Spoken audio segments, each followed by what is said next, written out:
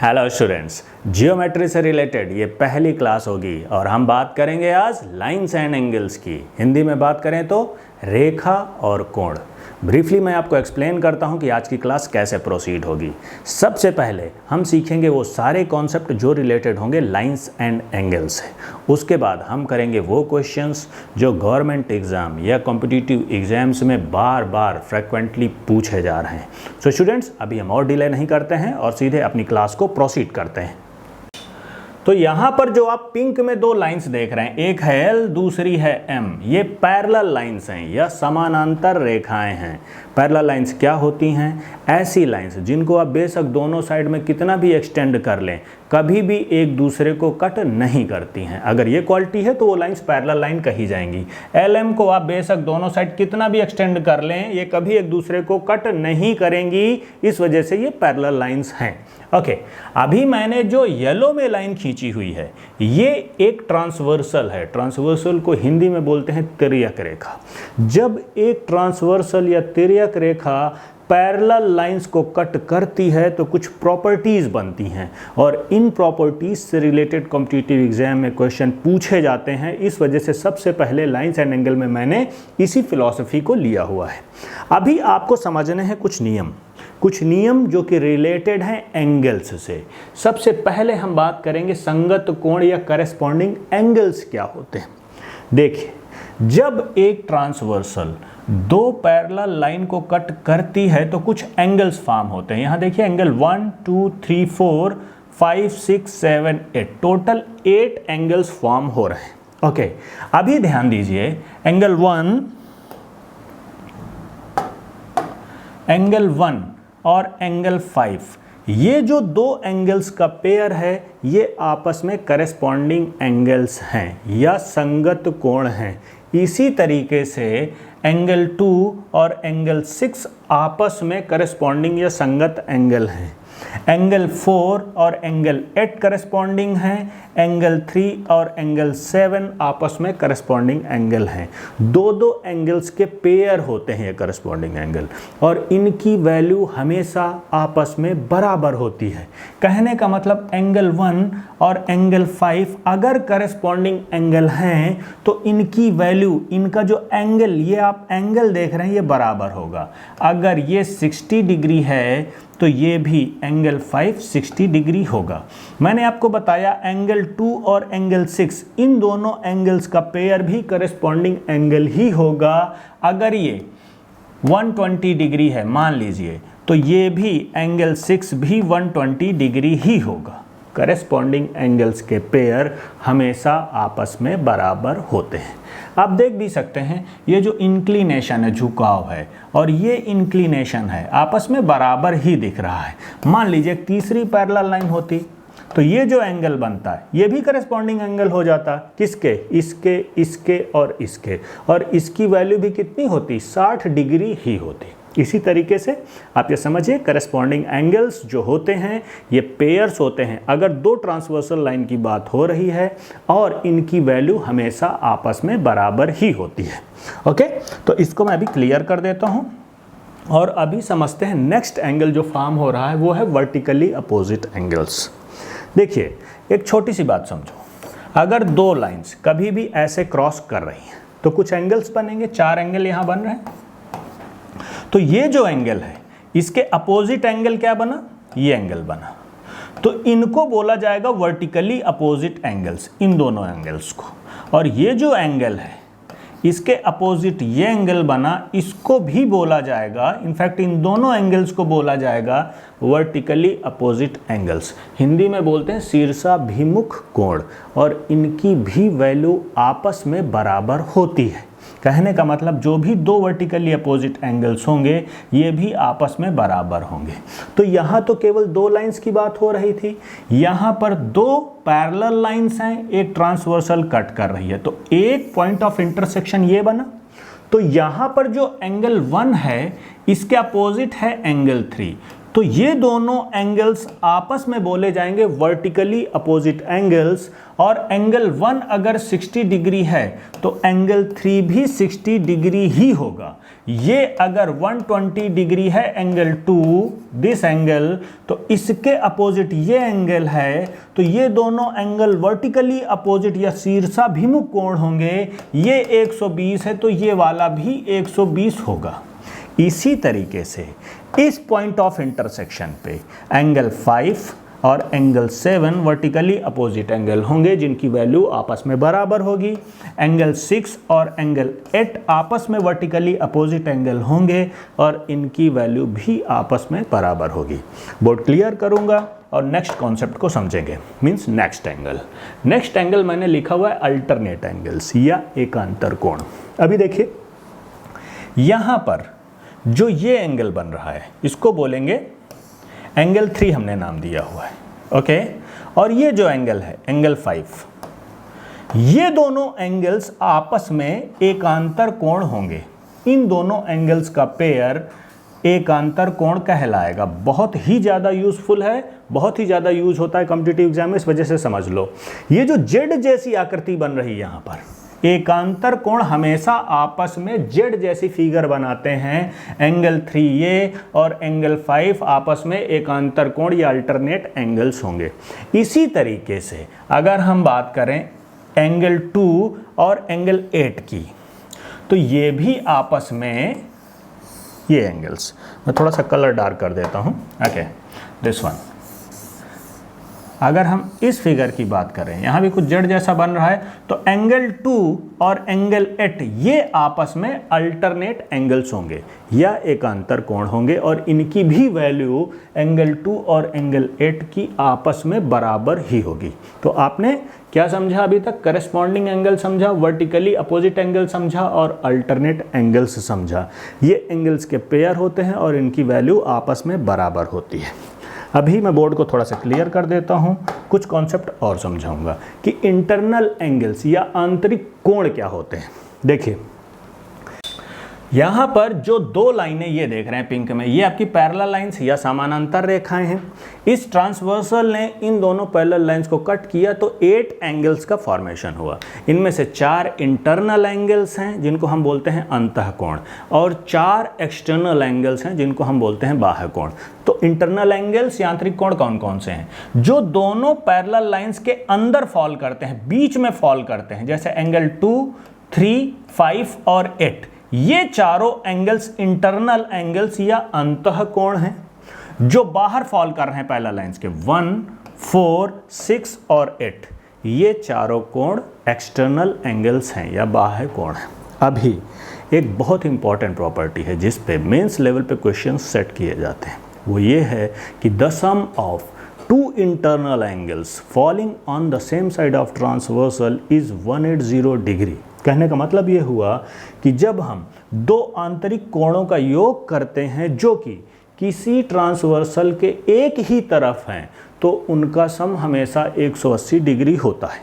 कहने का मतलब ये हुआ दो आंतरिक कोण, जैसे हम 2 और 5 ले लें, जो इस ट्रांसवर्सल के एक ही तरफ हैं, इस तरफ है ना, सेम साइड में होने चाहिए बस, तो angle 2 plus angle 5, angle 2 plus angle 5 internal angles हैं, ट्रांसवर्सल के एक ही तरफ हैं, तो इनका सम हमेशा 180 डिग्री होगा। बहुत इंपॉर्टेंट प्रॉपर्टी है। इसी तरीके से अगर हम इस ट्रांसवर्सल के इन दोनों इंटरनल एंगल्स को ले लें, आंतरिक कोणों को ले लें 3 और 8 को, तो ये भी ट्रांसवर्सल के एक तरफ फॉल कर रहे हैं, दूसरी तरफ फॉल कर रहे हैं, लेकिन सेम साइड में हैं, तो एंगल 3 प्लस एंगल 8 का सम भी 180 डिग्री होगा। इस पे बेस्ड क्वेश्चंस फ्रेम होते हैं, इसलिए इसको ध्यान से समझो। इसी तरीके से ट्रांसवर्सल है, इसके सेम साइड में जो एक्सटर्नल एंगल हैं, एंगल 1 और angle 6, angle 1 angle 6 external angles हैं, इनका भी सम 180 डिग्री होगा। एक्सटर्नल एंगल भी जो हैं ट्रांसवर्सल के सेम साइड में, उनका सम 180 डिग्री होगा। इसी तरीके से एंगल 4 और एंगल 7 एक्सटर्नल एंगल्स हैं, ट्रांसवर्सल के सेम साइड में हैं, एक ही तरफ में, तो इनका भी सम 180 डिग्री होगा। बहुत इंपॉर्टेंट प्रॉपर्टी है, इसको आपको याद रखना है। अभी बढ़ते हैं हम नेक्स्ट प्रॉपर्टी पे।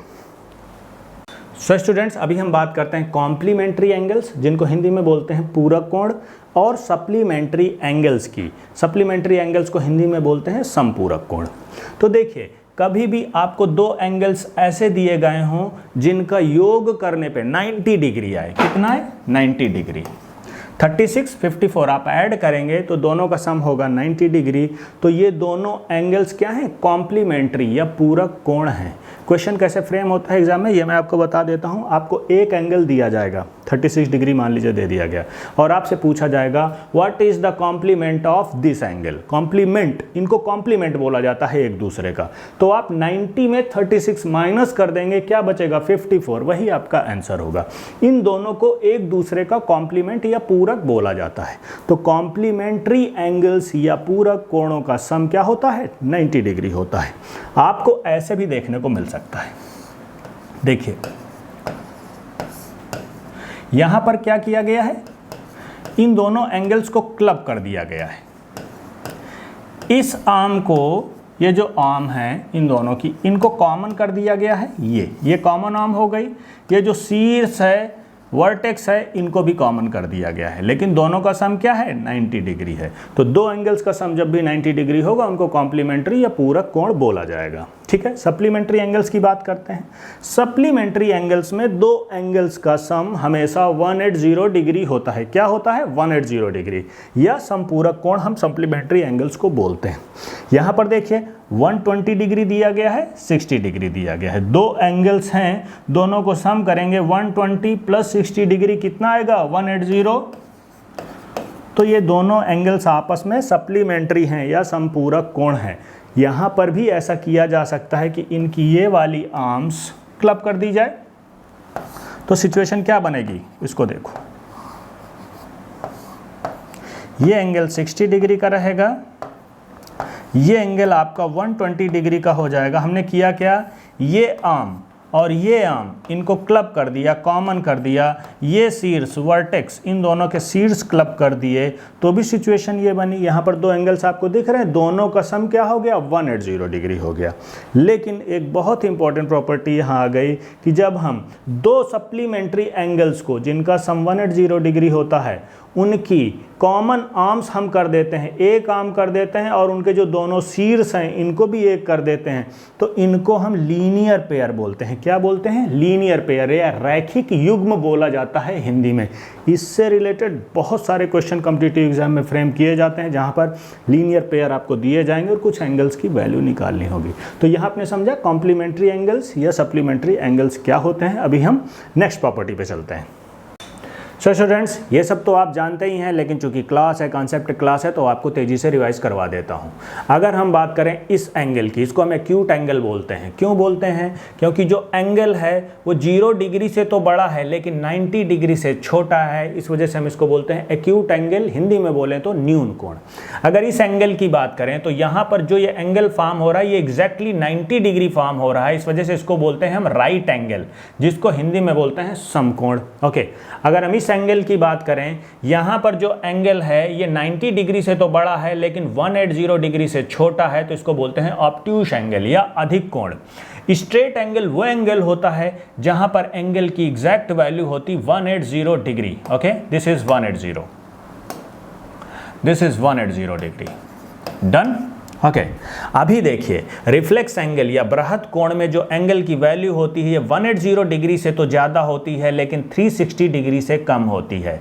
जब एंगल की वैल्यू 180 से ज़्यादा लेकिन 360 से कम, तो उसको हम बोलेंगे रिफ्लेक्स एंगल। जब एंगल की वैल्यू, ये पूरा एंगल हो गया घूम के फिर से सेम पोजीशन में पहुंच गया, तो इसको हम बोलेंगे कंप्लीट एंगल या संपूर्ण कोण। यहाँ एंगल की वैल्यू 360 डिग्री होती है, ये पूरा रोटेशन कंप्लीट हो गया। जीरो एंगल दिखने में इसी के ऐसा लगता है लेकिन बिल्कुल अलग है। यहां पर रोटेशन नहीं होता है, जो एंगल फॉर्म होता है वो उसी लाइन पे फॉर्म हो जाता है, इसको बोलते हैं जीरो एंगल, और एंगल की वैल्यू होती है 0 डिग्री। सिंपल से कॉन्सेप्ट है जो आप ऑलरेडी जानते हैं। और अभी शुरू करते हैं कुछ क्वेश्चंस जो गवर्नमेंट एग्जाम्स में पूछे गए हैं। पहला क्वेश्चन है, और यहीं पर मैं आपके सारे कॉन्सेप्ट क्लियर कर दूंगा जो अभी हमने बात करी है, जितनी फिलॉसफी थी, एक ही क्वेश्चन में डिफरेंट तरीके से करके आपको बताऊंगा, और आप जानेंगे कि ये सारे कॉन्सेप्ट यहाँ पर कैसे यूज़ होंगे। यहाँ पर ए बी और सी डी दो पैरेलल लाइंस दी गई हैं, 1 और 2 ये पैरेलल लाइंस हैं, ये एक ट्रांसवर्सल या तिर्यक रेखा है। यहाँ पर यही बोला जा रहा है, in the given figure A B and C D are parallel lines if angle E G B equal to 50 degree. ये एक एंगल आपको 50 डिग्री दे दिया गया है। आपसे पूछा जा रहा है एंगल सी एच जी, इसकी वैल्यू आपसे पूछी जा रही है, ये कितनी होगी। देखिए सारे कॉन्सेप्ट यहाँ पर क्लब करेंगे। आपको ये एंगल दिया गया है, तो अगर ये एंगल 50 डिग्री है तो मेरे को बताओ ये एंगल कितना हो जाएगा। मैंने आपको करेस्पॉन्डिंग एंगल बताए थे, सेम होते हैं। अगर ये 50 डिग्री है तो ये एंगल भी 50 डिग्री ही होगा। क्या होगा? 50 डिग्री। अभी ध्यान दीजिए, ये 50 डिग्री है तो ये एंगल कितना होगा? ये एक सीधी रेखा है। मैंने आपको बताया ये एंगल देख रहे हैं, दो एंगल्स, इनका सम क्या होगा? 180 डिग्री होगा। क्यों? क्योंकि सीधी रेखा पे अगर आप कोई पॉइंट रख देते हैं तो उसके अराउंड जो भी एंगल बनेगा ये 180 डिग्री ही होगा। दो एंगल्स शेयर कर रहे हैं, मान लीजिए इसकी वैल्यू x है तो x प्लस 50 कितना होगा? 180 डिग्री। x की वैल्यू कितनी आ गई? 130 डिग्री। 180 में 50 माइनस करेंगे तो 130 डिग्री आपका आंसर होगा। कहाँ है 130 डिग्री? This one. दूसरे तरीके से समझते हैं, अभी बोर्ड क्लियर कर देता हूँ। अगर ये 50 डिग्री है, आप यहीं पे समझ लीजिए कि ये पॉइंट है तो यहाँ पर ये 180 डिग्री बन रहा होगा। ये एक सीधी रेखा है, ये 50 डिग्री है तो ये कितना बचा? 130 डिग्री। डन। अगर ये 130 डिग्री है तो इसके करस्पॉन्डिंग एंगल क्या है? ये, और यही आपसे पूछा जा रहा है तो ये भी सेम ही होगा। करस्पॉन्डिंग या संगत एंगल सेम होते हैं, तो 130 ये है तो ये भी 130 ही होगा। और दूसरे तरीके से समझते हैं, मैं बोर्ड क्लियर कर दूं। ओके, अभी देखिए, अगर ये 150 डिग्री है, दिस वन, इस पॉइंट को आप ले लीजिए, तो ये एंगल कितना बनेगा? 180 डिग्री। अगर ये सीधी रेखा आप मान लीजिए, इस पॉइंट के अराउंड 180 बचेगा। अगर इतना सा एंगल 50 है तो ये कितना बचा? ये एंगल बचा 130 डिग्री। 130 डिग्री, ठीक है। अभी मैंने आपको बताया था एकांतर कोण, अल्टरनेट एंगल्स, जेड जैसी फिगर बनती है ये। अगर ये एंगल 130 है तो ये भी 130 होगा, इसमें कोई डाउट मत रखिए। मैंने आपको बताया था एकांतर कोण, ये और ये आपस में एकांतर कोण होते हैं। इसकी वैल्यू जो होगी इधर भी उतनी ही वैल्यू होगी। ये एंगल और ये एंगल आपस में एकांतर या अल्टरनेट होते हैं, इसकी जो वैल्यू होगी इसकी भी यही होगी। सो 3-4 मेथड से हमने देख लिया, वही सारे कॉन्सेप्ट हैं और ऐसे ही क्वेश्चंस आपसे कॉम्पिटिटिव एग्जाम में फ्रेम किए जाते हैं। अभी चलते हैं नेक्स्ट क्वेश्चन पे। ओके, इस क्वेश्चन को देखिए, हम धीरे धीरे क्वेश्चंस का लेवल बढ़ाते जाएंगे। यहाँ पर बात हो रही सप्लीमेंट्री एंगल्स की या संपूरक कोणों की। An angle x is 1/4 of its supplementary angle, what is the measure of angle x। एक कोण x इसके संपूरक कोण का 1/4 है, कोण x का मान क्या है, इसको हमें निकालना है। देखिए, सप्लीमेंट्री एंगल या संपूरक कोणों की अगर हम बात करते हैं तो उनका सम कितना होता है? दोनों एंगल्स का सम 180 डिग्री होता है। पहला आपको दिया गया है x डिग्री, तो दूसरे के लिए क्या बचा भाई साहब? 180 माइनस x। अरे भाई, दोनों का योग होता है 180, एक ने ले लिया x डिग्री तो दूसरे के लिए क्या बचा? 180 माइनस x। तो एक एंगल हो गया x, दूसरा हो गया 180 माइनस x। अभी क्वेश्चन में क्या बोला जा रहा है कि जो कोण x है ये किसके बराबर है? संपूरक कोण के बराबर है, लेकिन पूरा नहीं बराबर है, इसका 1/4 है। x जो है अपने संपूरक सप्लीमेंट का 1/4 है। जस्ट इसको सॉल्व कीजिए। 4x, ये 4 इधर आएगा, इक्वल टू 180 माइनस x। ये x इधर आएगा तो ये हो गया 5x 180 डिग्री। 5 से 18 को डिवाइड करेंगे तो वैल्यू आ गई 36 डिग्री आपका आंसर होगा। एक एंगल जो है इस क्लब में, जो दोनों सप्लीमेंट्री एंगल हैं, 36 डिग्री है। अगर आपसे दूसरा एंगल पूछ लिया जाता तो दूसरा आपने माना था 180 माइनस एक्स, तो इस x की वैल्यू को अगर यहाँ पुटअप कर देते तो दूसरे की वैल्यू आ जाती 144 डिग्री। 144, 36 को जोड़ के देखिए कितना आएगा? 180 डिग्री। दोनों एंगल्स का सम होता है 180 डिग्री। मूव करते हैं नेक्स्ट क्वेश्चन पे। यहाँ पर देखिए, इस क्वेश्चन में एक फिगर दिया गया है और आपसे पूछा जा रहा है कि x की वैल्यू क्या होगी। LOM एक स्ट्रेट लाइन दी गई है, इस क्वेश्चन में बोला जा रहा है 3 एंगल्स आपको दिए गए हैं। एक की वैल्यू, इस एंगल की वैल्यू x माइनस 10 डिग्री, इसकी है 50 डिग्री और इसकी है x प्लस 20 डिग्री। और आपको जो x दिख रहा है इसकी वैल्यू बतानी है कितनी। देखिए, जब भी स्ट्रेट लाइन आपको दिख जाए, ये स्ट्रेट लाइन दिख गई, आपको पता है ये जो एंगल बन रहा है कितना होता है, हमेशा 180 डिग्री होता है, 180 डिग्री। ओके, तो जितने भी एंगल्स बीच में फॉर्म हो रहे हैं, यहाँ पर 3 आपको दिख रहे हैं, हो सकता है 5 भी दिखें, तो सबका सम तो 180 डिग्री ही होगा, इसमें कोई डाउट नहीं होनी चाहिए। कहने का मतलब क्या हुआ, x प्लस 20, ओके, प्लस दूसरा क्या है 50, तीसरा क्या है x माइनस 10 डिग्री। इन सब का सम कितना है, 180 ही होगा, 180 ही होगा, क्योंकि इस पॉइंट के अराउंड जो भी एंगल बनेगा ये 180 डिग्री ही होगा। अभी देखिए सॉल्व कर लेते हैं।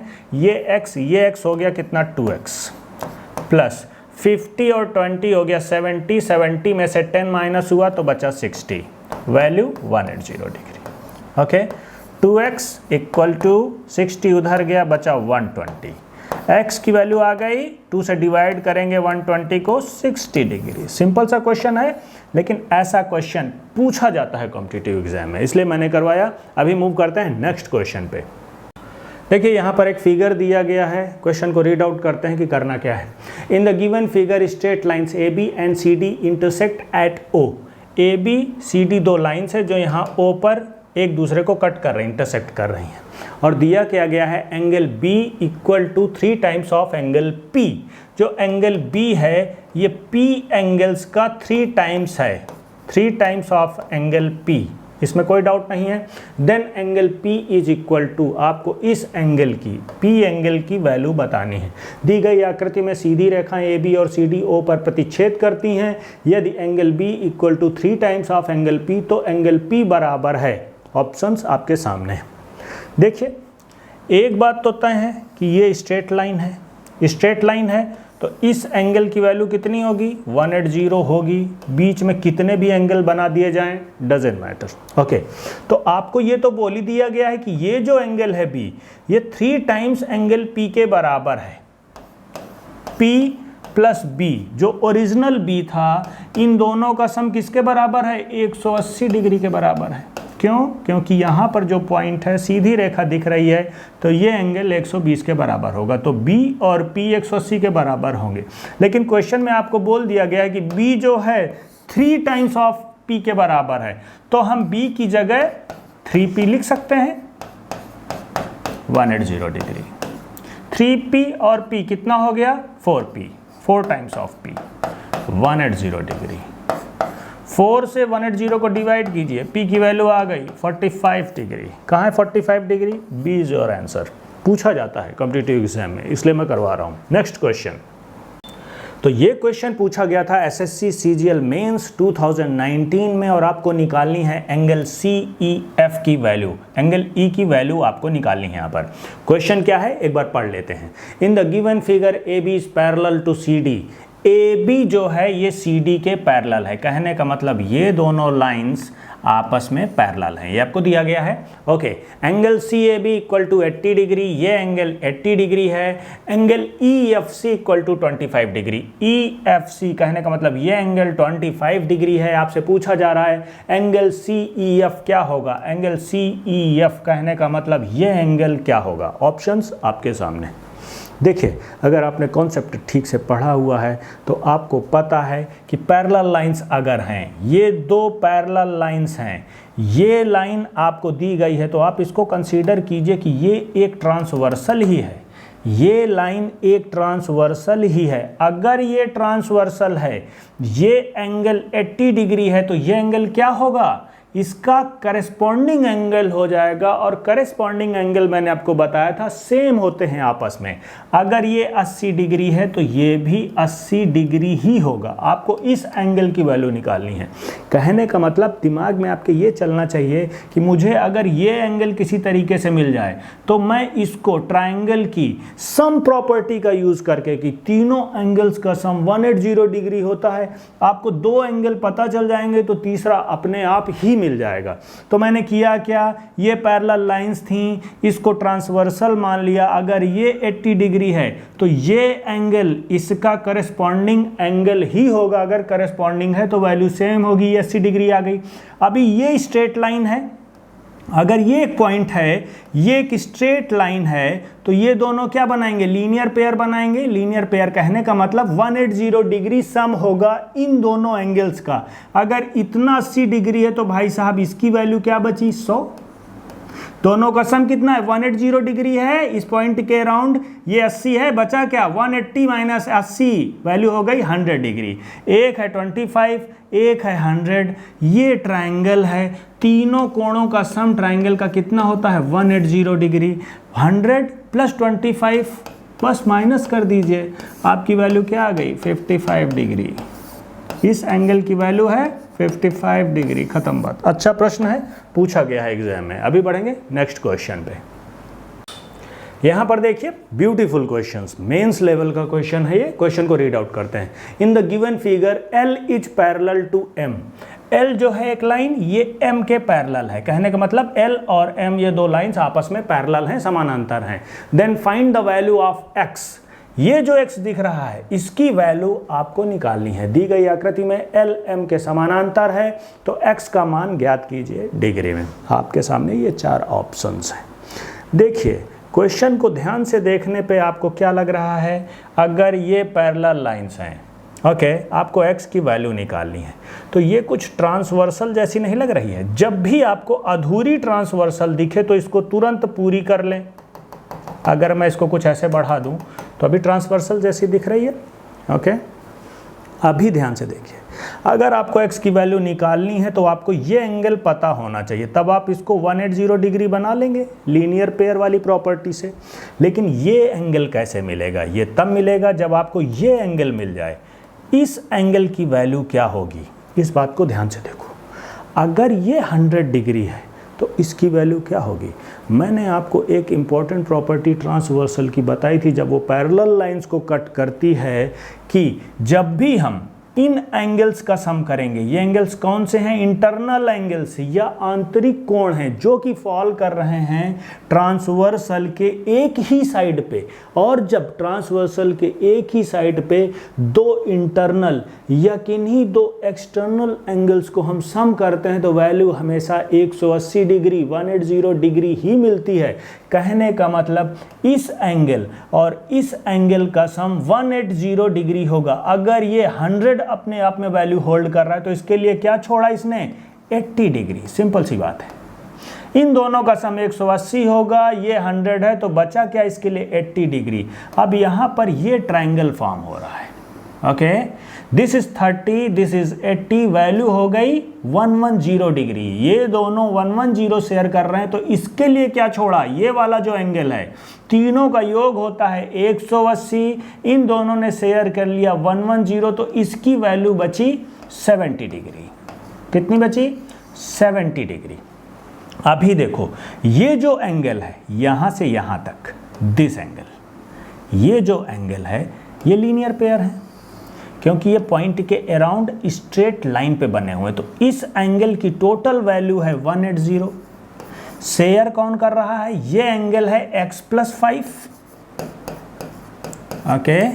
x + 5 था इतना, और इतने की वैल्यू आपने अभी निकाली 70 डिग्री + 70, दिस इज 70। और इन दोनों का सम कितना है, 180 डिग्री, लीनियर पेयर है, ओके। तो हम जस्ट इसको सॉल्व कर लें और हमारी x की वैल्यू आ जाएगी। तो x + 75 = 180। 75 को उधर शिफ्ट करेंगे, 180 - 75, वैल्यू आ गई 105 डिग्री। बहुत ही सुंदर प्रश्न था जो मेंस में पूछा जा रहा है। अभी बढ़ेंगे हम नेक्स्ट क्वेश्चन पे।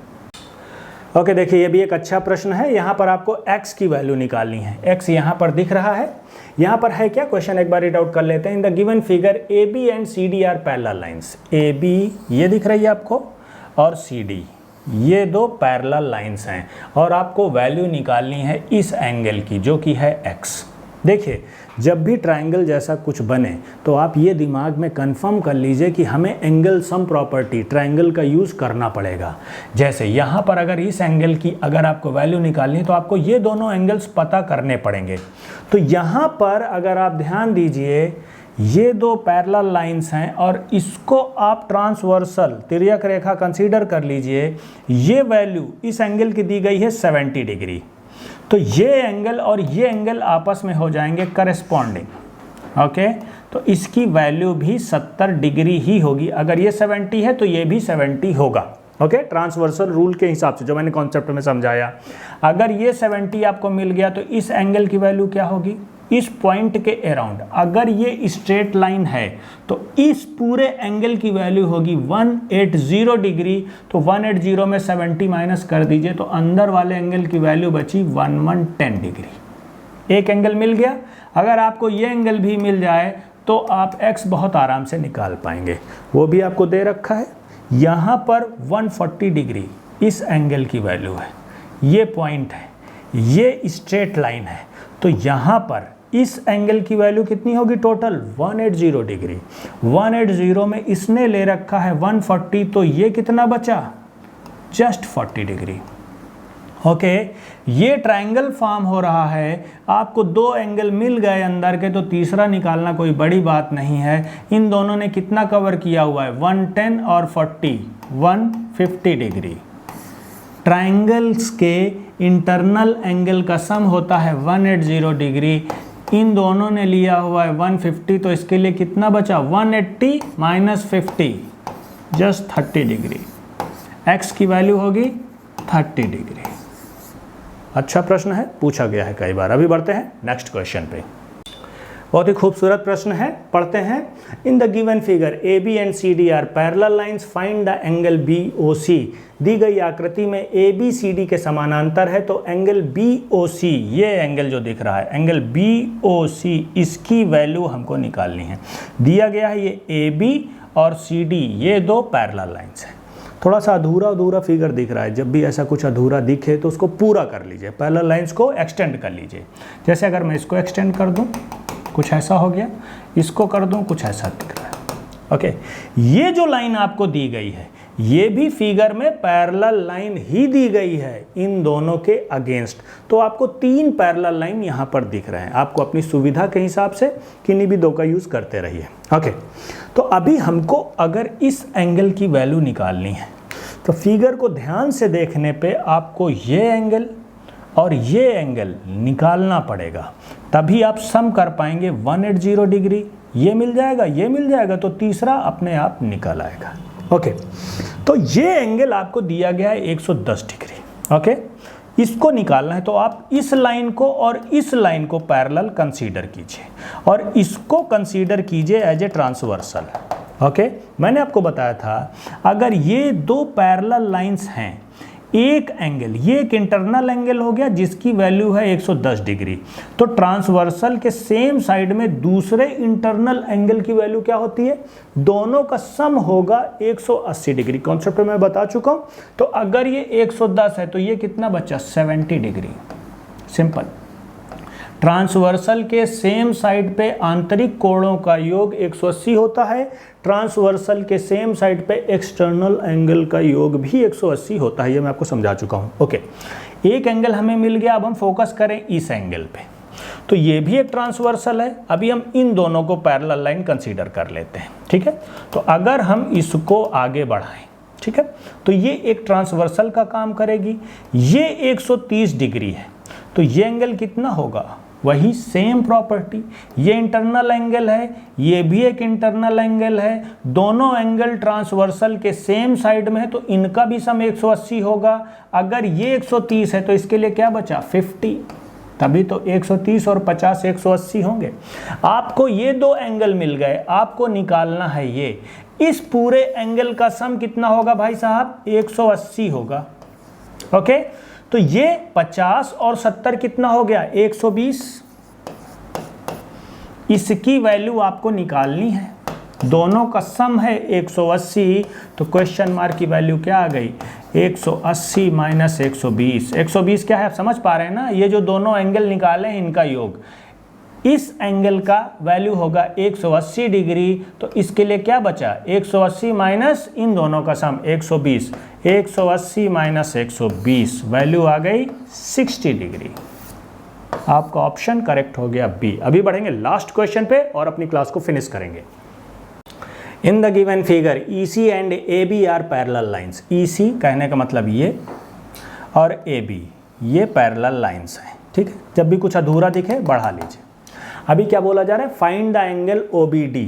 OBD ये एंगल आपको पता करना है। तो यहाँ पर बन रहा है ट्राइंगल, आपको ये एंगल निकालना है। तो मैंने आपको बताया, आपका दिमाग क्लिक करना चाहिए कि ट्राइंगल की एंगल सम की प्रॉपर्टी का यूज़ होगा। अगर यूज़ होगा तो दो एंगल आपको पता होने चाहिए। एक आपको पता है कि 20 डिग्री है, ये आपको निकालना पड़ेगा, तभी इसकी वैल्यू आ पाएगी। ओके, तो कैसे निकलेगा, ये दो पैरेलल लाइंस हैं, तो आप इसको ट्रांसवर्सल कंसीडर कर सकते हैं। अगर ये 70 डिग्री है तो ये कितना होगा, ये दोनों आपस में करेस्पॉन्डिंग एंगल हैं। ये 70 है तो ये भी सेम होगा 70 डिग्री। अभी इस पॉइंट के अराउंड यहाँ से यहाँ तक एंगल कितना बन रहा है 180 डिग्री। क्यों, क्योंकि ये स्ट्रेट लाइन है। तो इस पॉइंट के अराउंड 180 डिग्री है, इसने कवर कर लिया 70, तो बचा कितना 110 डिग्री अंदर बचा। अभी इस ट्राइंगल के अंदर आपको दो वैल्यूज मिल गई 110 और 20, इन दोनों का योग है 130 डिग्री।